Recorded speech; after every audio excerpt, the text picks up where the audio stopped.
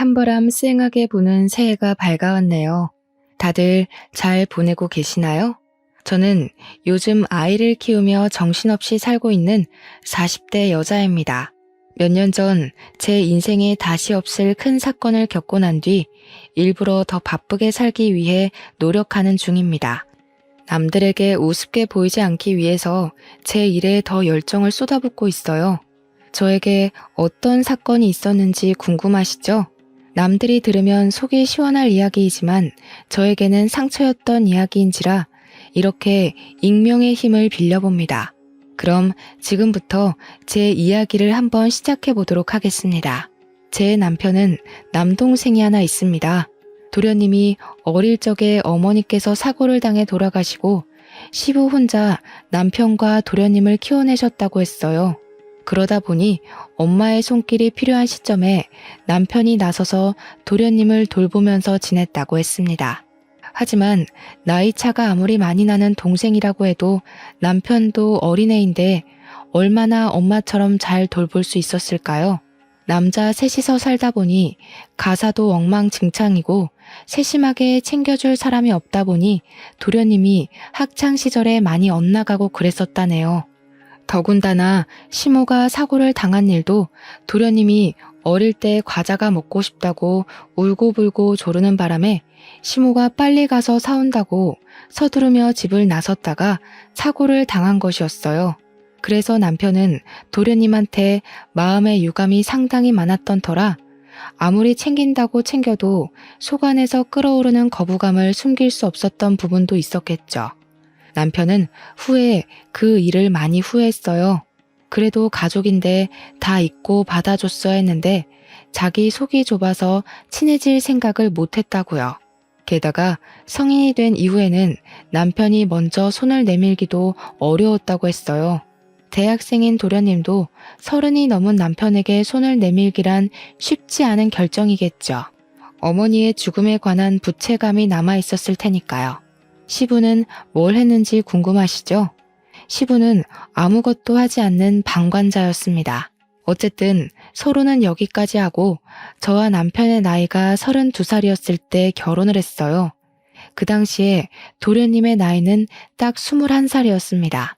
저희가 결혼식을 올리기 무섭게 시부가 무책임하게 도련님도 다 컸으니까 본인도 본인 하고 싶은 거 하면서 살고 싶다고 제주도에 작은 집을 구해 내려가셨어요. 자연을 즐기면서 낚시나 하면서 그렇게 노후를 보내고 싶다며 다 버리고 떠나신 거죠. 도련님이 아무리 21살이라고 해도 돈도 없이 어떻게 혼자 대학을 다니면서 살 수 있겠어요. 원래 시부와 남편 도련님이 살던 집을 시부가 내려간 뒤 신혼집으로 꾸미기로 결정이 되어 있었고 도련님도 저희와 함께 더부살이를 하게 되었습니다.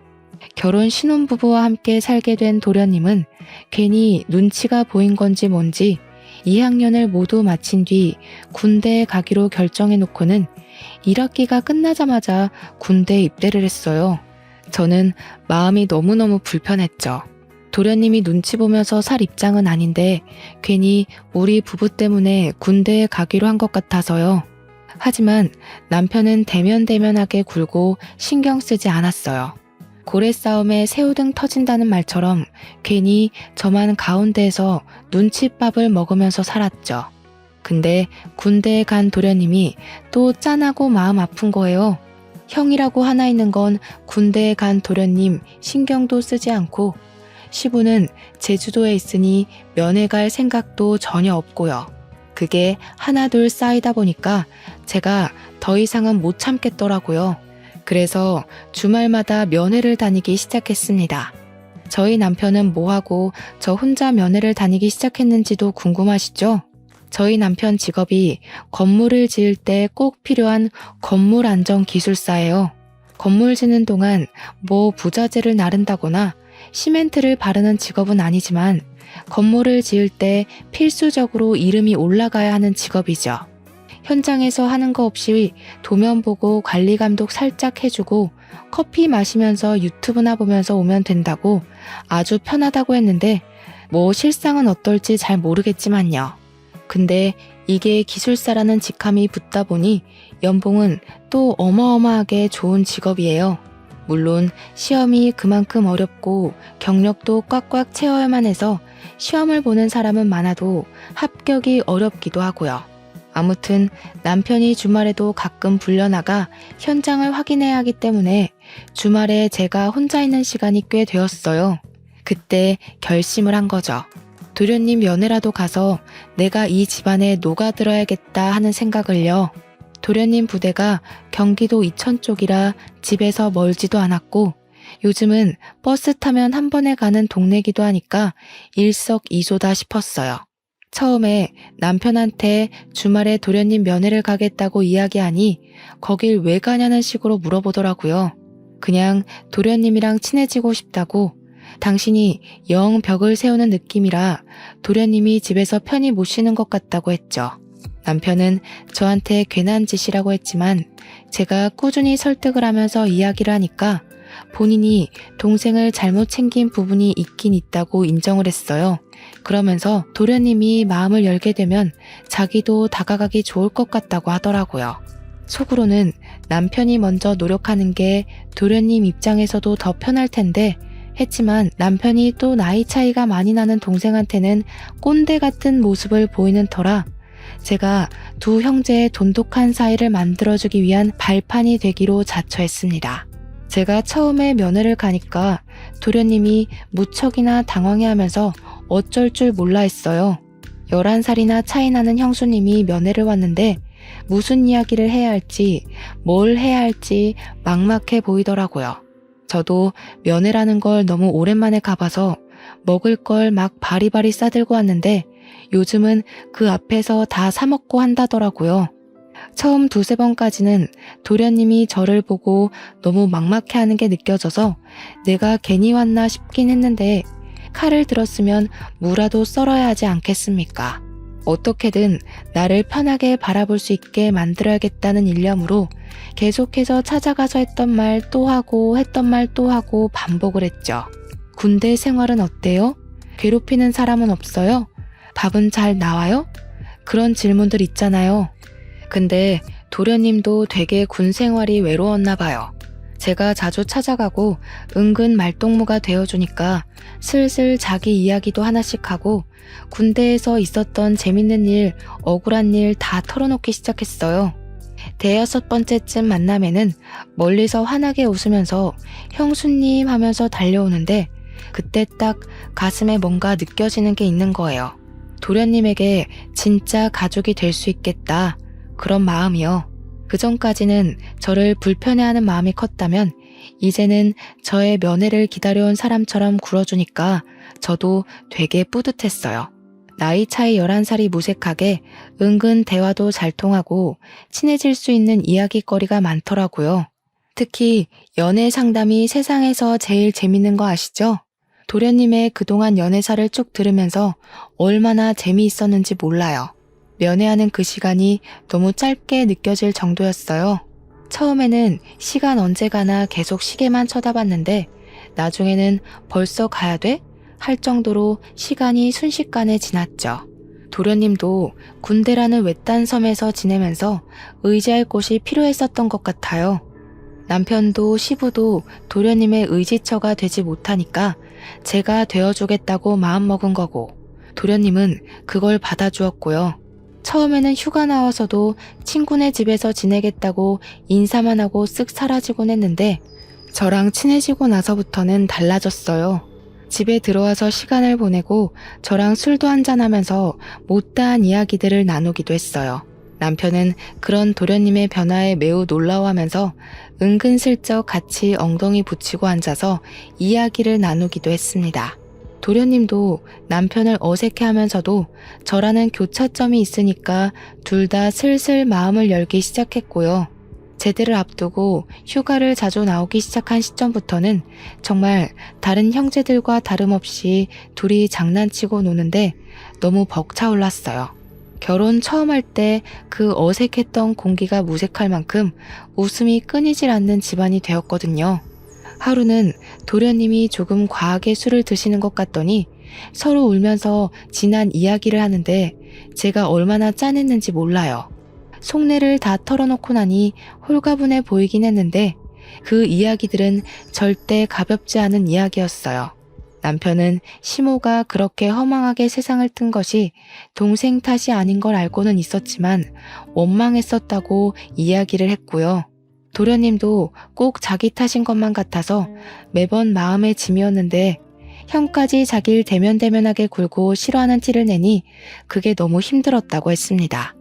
서로 마음속 깊이 자리 잡은 앙금을 털어내는데 제가 다 눈물이 나더라고요. 남편과 도련님도 울면서 서로 이야기를 하는데 결국 다 같이 울면서 새로운 화합을 다지게 되었습니다. 물론 다음날 술이 깨고 어색한 공기가 잠시 흐르긴 했지만 남편이 먼저 도련님을 꽉 안아주면서 서로를 이해하고 존중하는 사이로 발전되게 되었어요. 물론 남편은 그 발판에 제가 있음을 인정하고 저한테 참 많이 고마워했습니다. 그렇게 도련님이 군대에서 만기 전역을 했고 복학까지 하게 되었습니다. 알고 보니 우리 도련님이 학창시절에 노는 친구들이랑 어울린 것 치고는 공부를 꽤 잘했더라고요. 학업에 집중해야 할 시기에 아르바이트를 하면서 시간을 헛되게 쓰는 건 아닌 것 같다는 저의 말에 남편도 며칠을 고민하다가 도련님을 불렀어요. 남편의 연봉이 또래에 비해 무척 높기도 했고 동생을 생각하는 마음을 가지니 도련님의 대학 생활을 책임져 주고 싶은 마음이 들었던 거죠. 저는 물론 찬성했습니다. 도련님이 공부도 하면서 일도 하고 그러다가 두 마리 토끼를 다 놓치는 건 싫었거든요. 도련님은 남편의 그런 마음에 고마워하면서도 은근히 본인이 나중에 취직하면 다 갚아내기를 원했어요. 하지만 남편은 딱 잘라서 동생을 위해 이 정도 돈은 쓸 수 있다며 걱정하지 말고 학업에 집중하라고 이야기를 했습니다. 저도 웹디자이너로 일을 하고 있었기에 상대적으로 여유가 있었어요. 물론 어느 회사에 취직해서 고정적인 월급을 받으며 일하는 게 아니라 프리랜서로 일하면서 건당 얼마씩 가격을 책정받아 재택근무를 하는 처지라 매달 고정적인 수입이 있다기보단 들쑥날쑥한 처지긴 했어도 그래도 중소기업에 다니는 웹 디자이너들 가까이 돈을 벌었거든요. 집에서 도련님을 챙기면서 금전적으로 도움도 줄 수 있으니 가족들 사이는 점점 끈끈해졌죠. 그러다가 제가 드디어 임신을 하게 되었습니다. 제 임신 소식을 남편이 제일 먼저 알긴 했지만 남편보다 도련님이 훨씬 더 좋아하셨던 것 같아요. 눈물을 글썽거리면서 드디어 조카가 생긴다고 조카를 위해서 뭐든 다 해줄 수 있다며 저를 얼싸안고 기뻐했죠. 그 모습을 보던 남편이 누가 남편인지 헷갈린다며 헛웃음을 칠 정도였습니다. 저는 남편과 도련님의 극진한 대접을 받으면서 임신 기간을 보낼 수 있었습니다. 제가 남편이 살던 집에서 신혼집을 꾸미게 되면서 딱 한 가지 그동안 마음에 걸렸던 게 있었어요. 그게 바로 방의 크기였습니다. 시부가 쓰던 안방을 리모델링하면서 저희 부부가 쓰게 되었고 두 번째로 큰 방이 남편 방이었는데 그걸 남편이 서재로 이용하고 있었거든요. 도련님은 제일 작은 방을 사용하고 있었는데 그 방 크기가 좀 창고처럼 작은 크기였었어요. 아무래도 남자고 공부도 하는 학생인데 방 크기가 너무 작아서 고민이었거든요. 그동안은 군대에서 생활하느라 집에 붙어있을 시간이 별로 없어서 괜찮겠거니 했지만 이제 복학도 했고 집에서 보내는 시간이 많은데 방이 너무 작더라고요. 남편은 서재로 쓰던 본인의 방을 정리하고 아기 방으로 꾸미자고 했어요. 저는 남편에게 도련님이 졸업하고 취업 준비까지 하려면 제일 작은 방에서 생활하는 게 너무 불편할 것 같다고 운을 뗐습니다. 어차피 아기가 클 때까지는 안방에서 같이 자고 생활할 테니까 이참에 도련님 방을 바꿔주는 게 어떻겠냐고 했어요. 남편도 그 생각은 차마 못했었다며 저에게 바꿔주는 게 좋을 것 같다고 했고 허락이 떨어지자마자 도련님에게 방을 바꾸자고 했습니다. 그동안 티를 안 냈던 건지 큰 방으로 옮겨준다고 하니까 엄청 좋아하더라고요. 도련님 취미가 피규어를 모으고 도색하는 거였는데 드디어 장식장을 넣을 공간이 생겼다면서 좋아했어요. 아주 소소한 부분인데 기뻐해주니까 저와 남편도 덩달아 기분이 좋아지더군요. 그럴 때 보면 정말 어리구나 하는 게 느껴지던 우리 도련님이 글쎄 제가 임신했다고 조카 선물도 챙겨주고 싶다고 몰래 과외 알바를 한 거예요. 나름 서울에 있는 상위권 대학이라 그런지 아르바이트 자리가 꽤 있었다면서 몇 개월을 틈틈이 모아서 저에게 선물을 안겨준 거죠. 남편에게도 받아본 적 없는 작은 명품백이었어요. 저는 로고를 보고 너무 놀라서 이거 못 받는다고 환불해오라고 했지만 도련님은 강경하게 꼭 형수님이 들어줬으면 좋겠다고 했어요. 그러고는 아이 키울 때 필수품이라고 인터넷에서 검색해서 사왔다며 젖병 소독기랑 우리 아이가 입을 내복까지 준비했더라고요. 저한테 필수품 사줘서 고맙죠? 하면서 해실거리면서 웃는데 어디서 이런 복덩어리 도련님을 만난 건지 너무 고마웠습니다. 우리 남편도 차마 생각하지 못했던 부분이라면서 깜짝 놀라서 도련님한테 엄지척 해주더라고요. 우리 남편이 그런 센스를 좀 본받았으면 하는 부분에 도련님 보고 잘 따라하라고 저는 옆구리를 찔렀고요. 그 가방이 너무 예쁘고 소중해서 다를까봐 아까운 마음에 제대로 들고 다니지도 못했네요. 방 한가운데 걸어놓고 고사 지내듯이 내 소중한 명품백 하고 있으니 남편이 보다 못해서 막 들고 다니라고 가방을 하나 더 사줬어요. 우리 도련님 덕에 결혼한 지 몇 년 만에 남편한테서 명품백도 선물 받아본 거죠.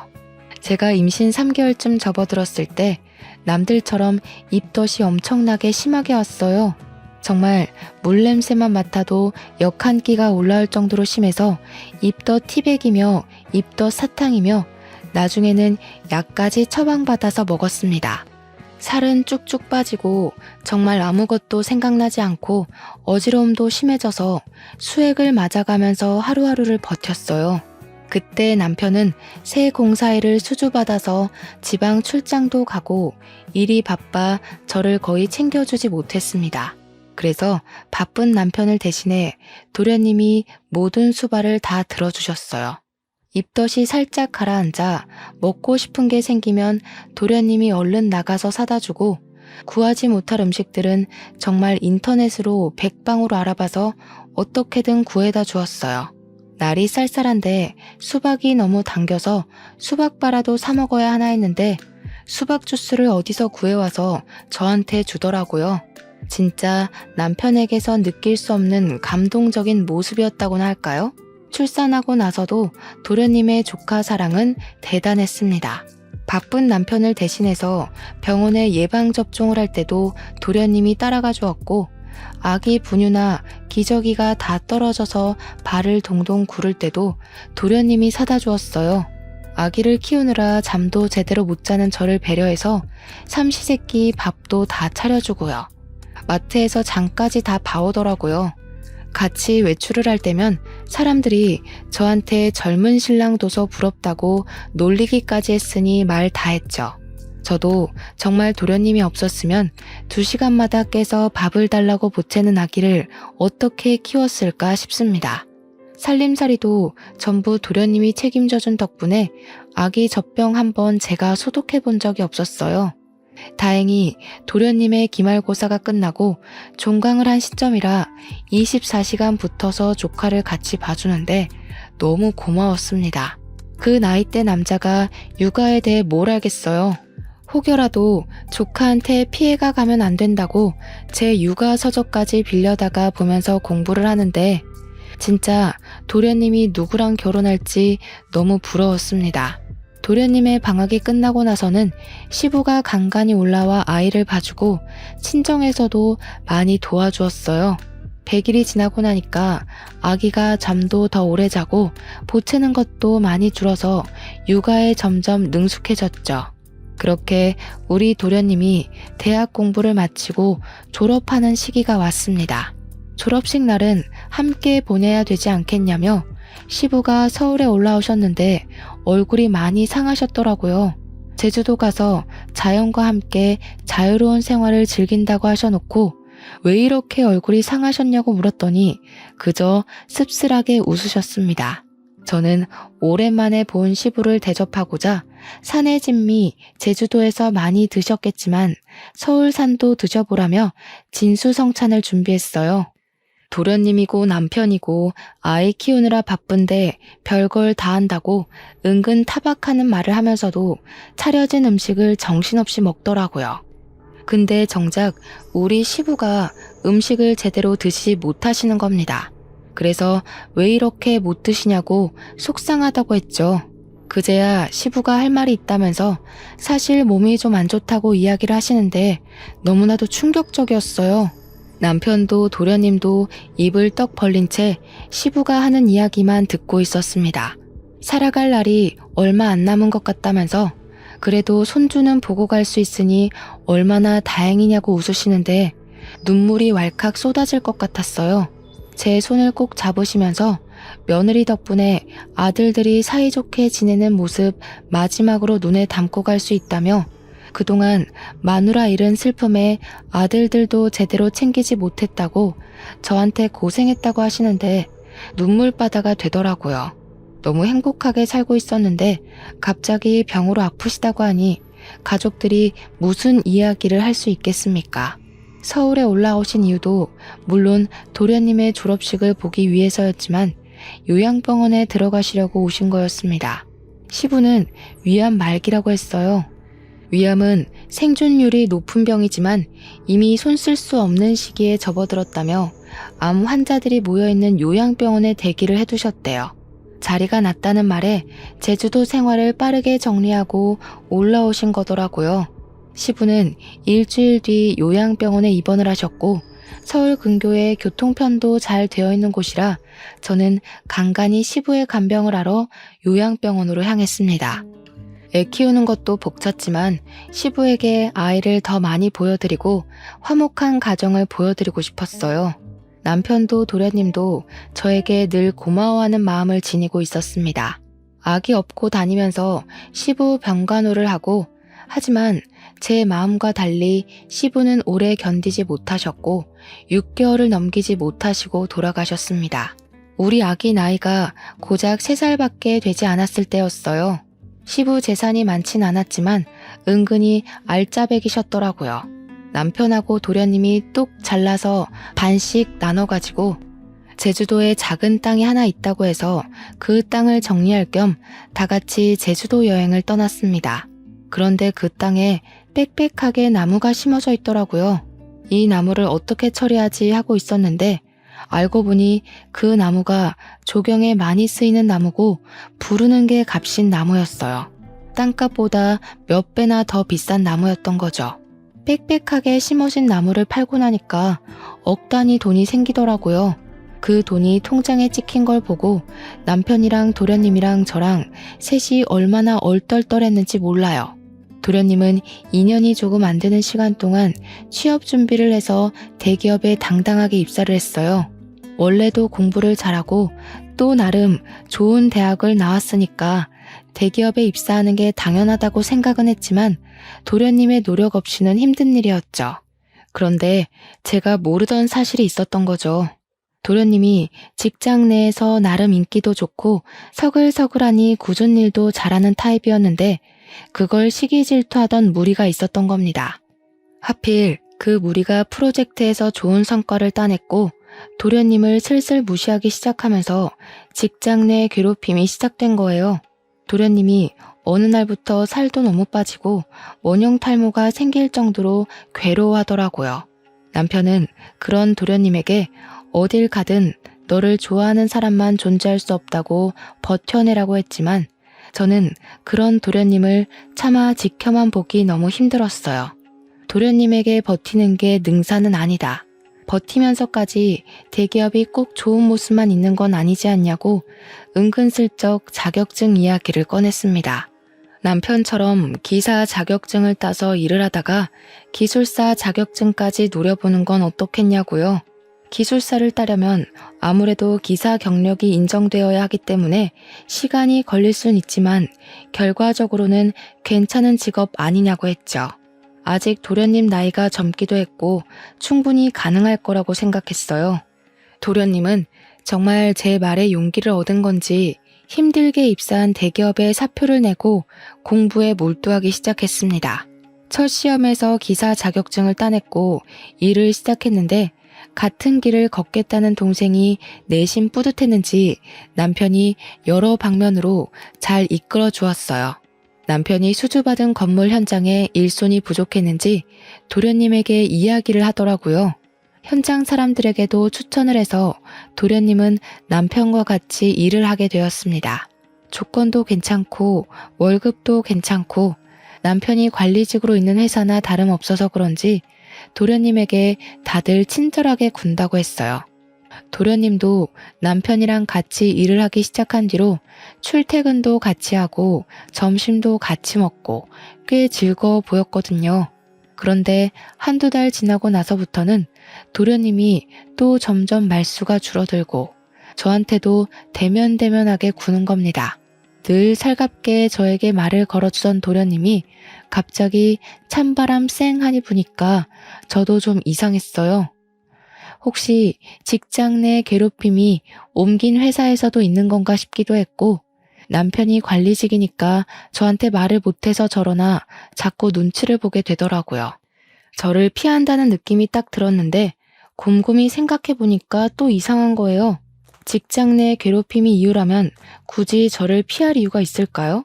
그렇게 살얼음판 같은 몇 주가 지나고 도련님이 대뜸 분가를 하겠다고 선언을 했어요. 제가 왜 그러냐, 지금도 잘 살고 있지 않냐, 우리 딸이 서운해할 거고 나도 서운할 것 같다고 달랬어요. 근데 도련님이 딱 잘라서 자기도 벌써 30살인데 자리도 잡았고 혼자 살고 싶다고 하는 겁니다. 우리 딸이 몇 년 더 지나서 초등학생이 되면 다 큰 삼촌이랑 같이 사는 것도 불편할 것 같다고 하고 딸은 아직 어리니까 삼촌이랑 못 노는 거냐고 울고불고 하는데 도련님 입장을 생각해보면 우리 딸이랑 놀아주느라 주말에도 못 쉬고 하니까 도련님 생각을 하면 자취하는 게 낫겠다 싶더라고요. 집 근처에서 자취할 거죠? 하고 물어보니까 이번에 대구에 있는 회사에 좋은 조건으로 취직을 하게 되었다면서 대구로 간다는 겁니다. 거기 가면 아는 사람도 없고 기술사 공부나 차근차근 해서 시험 준비도 하고 싶다고. 대구가 너무 멀다 싶었지만 KTX 타면 또 2시간 거리니까 알겠다고 할 수밖에 없었어요. 도련님은 서둘러서 자취 준비를 했고 저는 은근히 미심쩍었지만 보내줘야 했죠. 제가 엄마도 아니니까요. 그런데 도련님이 자취를 시작한 이후 저랑 연락이 잘 안 닿더라고요. 맨날 잤어요. 바빴어요. 공부했어요. 이러는데 막말로 제가 뭐라고 도련님한테 닥달을 할 수 있겠습니까? 그렇게 또 어영부영 몇 년이 흘렀습니다. 남편은 여전히 일이 바빠 시간 내기가 어렵고 도련님의 연락은 정말 가뭄에 콩나듯 생존 신고만 하는 정도로 왔어요. 어느 날 갑자기 남편이 대구에 출장을 가게 되었다면서 가는 김에 도련님 보고 주말에 올라오겠다고 하더군요. 그래서 저도 주말에 같이 대구에 갈까? 하니까 일 때문에 가는 거라고 딱 잘라서 오지 말라고 했어요. 서운했지만 나중에 따로 가겠다고 했죠. 주말이 되어서 오랜만에 도련님한테 전화를 했어요. 도련님이 반갑게 받아주길래 형 잘 만났어요? 맛있는 거 먹었어요? 하니까 네? 하고 대답을 하는데 느낌이 딱 쎄한 거예요.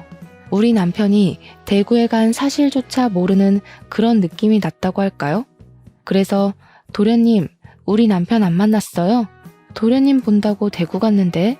하니까 도련님이 무척 당황했어요. 아, 이러면서 대답을 못하는데 뒤통수 팍 맞은 느낌이 나더라고요. 도련님 뭐 알고 있는 거 있냐? 나한테 다 말해달라 하니까 자긴 아무것도 모른대요. 그냥 형이 대구 오는 것도 잘 몰랐다고 일이 바빴어야 하는데 누가 봐도 도련님이 변명하는 느낌이 들었습니다. 그래서 저는 남편이 바람이 났구나 하는 걸 직감적으로 느꼈어요. 그때부터 재택근무하고 있던 웹디자인 일도 눈에 들어오지 않고 아이가 밟히지도 않더라고요. 그래서 일단 남편이 집으로 돌아오고 뻗어서 자는 동안 남편의 휴대폰을 뒤지기 시작했습니다. 그런데 너무 깔끔하게 다 삭제가 되어 있더라고요. 문자며 카톡이며 SNS며 있는 게 하나도 없더라고요. 제일 수상한 게 뭔지 아세요? 카드사 결제 문자까지도 하나하나 다 지웠다는 겁니다. 그래서 저는 남편이 집에서 사용하는 컴퓨터에 공인인증서가 깔려 있다는 걸 기억해냈어요. 남편이 쓰는 아이디랑 비밀번호가 모두 통일되어 있었거든요. 그래서 카드사 홈페이지에 접속을 해서 명세서를 확인하기 시작했습니다. 정말 무슨 정신으로 그걸 일일이 프린트했는지 모르겠네요. 대구에 출장 간다고 한 날도 경기도에 있는 호텔에서 카드를 사용한 흔적이 발견되었고요. 모텔, 호텔, 영화관 이런 내역들이 막 있더라고요. 손이 부들부들 떨리고 목구멍에서 불이 나올 것 같았습니다. 저는 바로 도련님에게 전화를 걸어서 솔직하게 모조리 다 털어놓으라고 했어요. 나 다 알게 되었다고, 남편이 호텔 가고 바람 피우는 거 다 찾아냈다고 하니까 도련님이 한숨을 푹 쉬더라고요. 그제야 모든 걸 다 털어놓는데 남편이 정말 개자식이었습니다. 도련님이 남편이 소개해준 업체에서 일할 때 거기에 있던 경리랑 이상한 낌새가 있다는 걸 눈치를 챘대요. 혹시나 하고 남편을 떠보니까 둘이 바람난 게 맞았고 화도 내고 싸우기도 했다고 했습니다. 그랬더니 남편이 정리할 거라고 했다며 대신 자기가 동생에게 바람 피운 걸 들킨 게 수치스럽다고 집에서 나가라고 했답니다. 얼굴 볼 때마다 그 경리가 생각날 것 같다고. 그러면 형수한테도 죄짓는 기분 아니겠냐? 가정에 충실할 수 있게 나가 살아달라고 했대요. 저한테 말은 못하고 티도 못 내고 전전긍긍하다가 결국 저를 피하게 됐고 집도 나가 살게 되었다고 했습니다. 아직 정리 못한 것 같다고 혹시 그 격리 사진 있냐고 하니 도련님이 이직할 때 쫑파티하면서 찍은 사진이 있다고 보내줬어요. 아주 어린 여자더라고요. 참나. 그러면서 도련님이 형이랑 이혼하실 거예요? 하고 물어보는데 바람났는데 어떻게 같이 살 수 있겠냐고 했어요. 그러니 차라리 잘 됐대요. 이혼하겠다고 형수가 마음먹었으니 자기도 마음 한결 가벼워졌다면서 바람 잡으러 같이 가자고 하더라고요. 그래서 저는 그때부터 작전을 짰어요. 은근슬쩍 남편한테 주말에 또 출장 가? 하면서 이번 주에는 내가 도련님한테 다녀올까 해 하고 집을 비울 거라고 언지를 줬죠. 그러니 남편이 신나서 저한테 대구 구경도 하고 포항도 가까우니까 바다 구경도 하고 오라고 이야기를 하더군요. 아기도 데려가서 오랜만에 삼촌이랑 만나게 해주라고 막 등 떠밀길래 알겠다고 했어요. 저한테 며칠 다녀올래? 하는데 너무 속 보이잖아요. 그냥 알겠다고만 하고 주말이 다가와 배웅하는 남편에게 웃어주고는 친정에 애를 맡겼습니다. 서울역으로 가서 도련님을 만났는데 도련님이 차를 렌트해 왔더라고요. 집 앞에 잘 안 보이게 주차를 해두고 그 여자가 들어가나 남편이 나오나 눈에 불을 켜고 보고 있는데 남편이 아주 번쩍번쩍하게 차려입고 머리에 무스까지 바르고는 나오더라고요. 남편의 차를 뒤쫓아가면서 틈틈이 사진도 찍고 동영상도 찍어서 증거를 남겨주었습니다. 도착한 곳은 영화관이었고 여자를 만나더라고요. 사진 속 그 경리가 맞았습니다. 도련님도 맞는다고 했고요. 영화관에서 나와 호텔에 가는 것만 제대로 동영상을 찍으면 되겠다 싶었는데 이 미친 것들이 우리 집으로 들어가지 뭡니까? 그런데 우리 집이 아파트가 아니라 옛날식 주택이라서 세탁실로 향하는 외부 계단이 따로 존재했어요. 혹시 몰라 열쇠를 늘 들고 다녔는데 그날 때마침 쓸 날이 온 거죠. 그쪽 가서 문을 살짝 열고 주방 쪽이랑 연결된 세탁실이라 몸을 숨기고 거실 소리를 듣고 있었습니다. 남편이랑 상간녀가 신나서 떠들고 있더라고요. 우리 진짜 호텔 안 가도 돼? 집에 있어도 돼? 나 너무 불안한데. 너 우리 집 와보고 싶어 했잖아. 마누라 대구 가서 오늘 안 들어올 거니까 너무 걱정하지 마라. 와이프 그 도련님이랑 바람난 거 아니야? 차라리 그랬으면 좋겠다. 이 집에 내가 들어와 살면 딱인데. 자기랑 나랑 너무 늦게 만났어. 제가 진짜 말도 안 되는 소리에 몸을 부들부들 떨면서 화를 참고 있는데 도련님이 완전 프로처럼 그 모든 걸 다 동영상으로 녹화를 하고 있더라고요. 든든한 마음에 저도 더 참아서 결정적인 증거를 잡아야겠다고 생각했습니다. 근데 자기 동생이 우리 불륜인 거 눈치챘다고 안 했어? 오늘 가서 말하면 어떡해? 그럴 일 없어. 걔 대구 간 게 우리 불륜 알게 돼서였잖아. 내가 너네 형수 가슴 아프게 하고 싶지 않으면 입 다물어라 그랬거든. 너랑 정리할 거니까 시간도 좀 줘라. 대구 가서 살아라 하니까 군소리 없이 가더라. 병신. 근데 왜 그렇게 자기 말을 잘 듣는 거야? 뭐 죄진 거 있어? 내 동생이 우리 엄마 잡아먹었거든. 엄마 죽고 그 부채감이 남아있겠지 뭐.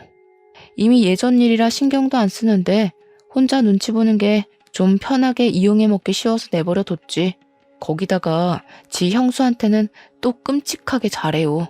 그 말에 도련님 얼굴이 시퍼렇게 질리면서 정말 부들부들 하는데 바람난 남편은 제 남편인데 상처는 도련님이 다 받는 느낌이었습니다. 우리 도련님 불쌍해서 눈물 날 것 같고 제가 결국엔 못 참고 뛰쳐나갔습니다. 야, 이 망할 것들아.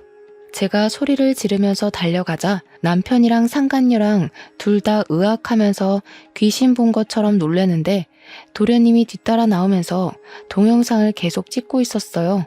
남편은 놀래서 이게 다 무슨 짓이냐고 오히려 소리를 치는데 제가 콧방귀를 끼면서 말했죠. 무슨 짓은 너네들이 하고 있는 거 아니니? 이 후레자식이야. 어디 이딴 추잡한 짓은 다 하면서 애먼 사람 마음을 들먹여서 협박을 해. 그러면서 제가 다 쳐죽일 년놈들이라고 소리를 지르며 잡히는 대로 물건을 막 집어던지기 시작했습니다. 남편은 그 와중에 저한테 진정하라는 둥 말도 안 되는 소리를 짓거리고 있고 상간녀는 슬금슬금 눈치 보면서 현관문 쪽으로 가더군요. 시부가 남겨준 집에서 가족 사진이 저기 떡하니 걸려있는데도 바람이 피고 싶은 건지 아니면 바람을 피우고 있기 때문에 눈에 보이는 게 없는 건지 정말 저는 남편에게 이 집에서 전현이랑 뭘 하려고 했냐고 막 추궁했어요. 남편이랑 상간녀 둘 다 아무 말도 못하고 뻘뻘 땀만 흘리고 있더라고요. 정신 나간 것들. 다 죽어서 지옥에나 떨어지라고 저주를 막 퍼붓고 실성한 사람처럼 고래고래 소리를 질러댔죠. 그러니 도련님이 저를 딱 붙잡더라고요. 형수님, 증거 다 모았어요. 걱정 마시고 너무 화내지 마세요. 제가 진짜 우리 도련님 없었으면 어쩔 뻔했어요. 하나뿐인 형이라고는 저 모양 저 꼴로 살고 있고 남편은 동생의 죄책감 교묘하게 이용해서 바람을 피우는 게 말입니까 정말? 현관문 앞에 서서 눈치만 보고 있던 상간녀는 제가 당장 꺼지라고 집 나가라고 소리를 치자마자 불이 나게 도망을 쳤습니다. 남편도 뒤따라서 나가려고 하는데 도련님이 목덜미를 콱 잡더라고요. 아니, 형 집은 여긴데 형이 가긴 어딜 가? 그러자 남편이 막 제 눈치를 보고 도련님 눈치를 보고 아무 말도 못하고 하는데 도련님이 카메라를 남편에게 쓱 들이밀었어요. 이때다 싶어서 제가 이혼 합의하자고 동생 남길 거니까 카메라에 대고 대답하라고 윽박을 질렀습니다.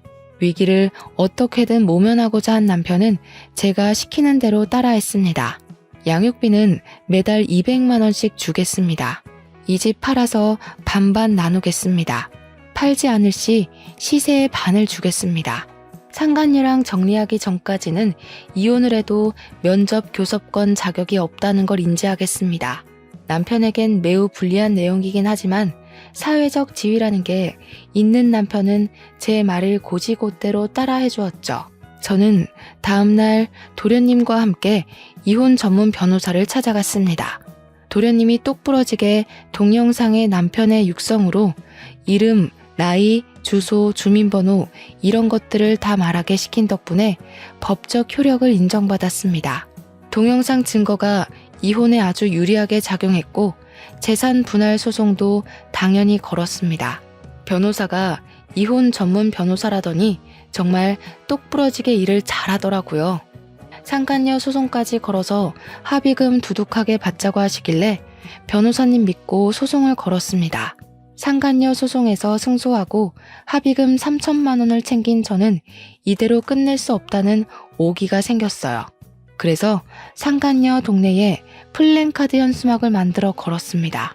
CC동 유명 상간녀 김모 씨 딸, 평생 수치심에 찌들어 살아라 하면서 아파트 입구에다가 걸어놓았고요. 상간녀 사는 동 우편함에 일일이 상간녀 소송 걸린 거, 제가 이긴 거 쫙 프린트에다가 넣어두었습니다. 상간녀도 악에 바쳤는지 뭔지 저를 명예훼손으로 소송을 걸었더라고요. 그래서 저는 모든 걸 인정하고 반성한다는 거짓말로 벌금형으로 마무리했습니다. 벌금 100만 원에 속에 사이다 콸콸 쏟아부었으면 남는 장사 아닌가요? 남편과 이혼 소송은 집 반값을 통장으로 받고 위자료도 나무 팔았던 돈을 가지는 걸로 끝냈습니다. 남편이 그 돈 한 푼도 안 쓰고 내버려뒀더라고요. 시부가 주는 돈이다 생각하고 제가 챙기게 된 거죠. 양육비는 아쉽게도 200만 원까지는 받을 수 없었지만 120만 원에 합의를 하게 되었습니다. 당연하게도 남편과 도련님은 절연을 하게 되었어요. 남편이 추후에 어떻게 저를 도와 그런 발칙한 짓을 할 수 있냐며 도련님한테 욕을 엄청나게 했대요.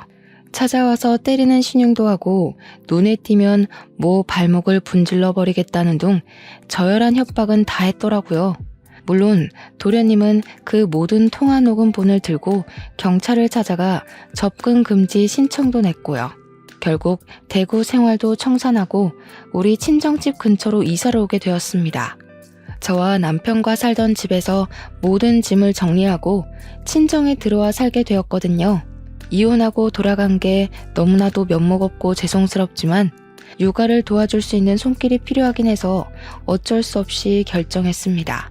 도련님은 친정 근처에 자리를 잡은 뒤 저에게 꾸준히 요청을 했어요. 저희 딸 공부하는 거 도련님이 지원해주고 싶다고 말이죠. 받은 유산도 있고 하니 살림살이 넉넉하다고 하는 겁니다. 본인 대학 등록금부터 취업 활동할 때까지 용돈도 주고 일일이 챙겨준 게 다 형수가 한 거 아니냐면서 은혜 갚고 싶다고 말하길래 그러지 말고 앞으로는 비밀 없이 힘든 거 있으면 다 말해달라고 했어요. 가끔 조카 용돈도 주고 저 맛있는 것도 사주고 그래주면 고맙겠다고. 애 양육은 제가 해야 하는 게 맞고 전 남편이 해야 하는 거라고 이야기했죠. 전 남편과 절연까지 한 마당에 의지할 곳은 저뿐이라며 앞으로도 잘 지내자고 너스레를 떨었습니다. 정말 가족처럼 아직까지도 잘 지내고 있는 중이고요. 전 남편은 결국 상간녀 소송 걸려서 집안 망신 시킨 거부터 시작해서 돈 물어주고 양육비 매달 줘야 하는 거 등등 상간녀랑 피 터지게 싸우고 헤어졌다고 하더라고요. 세기의 사랑인 척하더니 얼마 못 가 파국을 맞았다는 소식에 얼마나 고소했는지 모릅니다. 우리 친정에서도 도련님을 아들처럼 생각해 주시기로 했어요. 이제는 누나 동생 하는 사이로 지내며 지난주에도 집에서 밥 먹고 갔네요. 좋은 여자 만나서 장가갈 때까지 제가 옆에서 가족처럼 의지처가 되어주려고 합니다. 도련님 덕분에 저도 앞뒤가 다른 인간이랑 이혼하고 새 출발할 수 있게 되어 너무나도 기쁩니다. 앞으로도 의좋은 사이로 잘 지내보겠습니다. 사연 들어주신 여러분 감사합니다.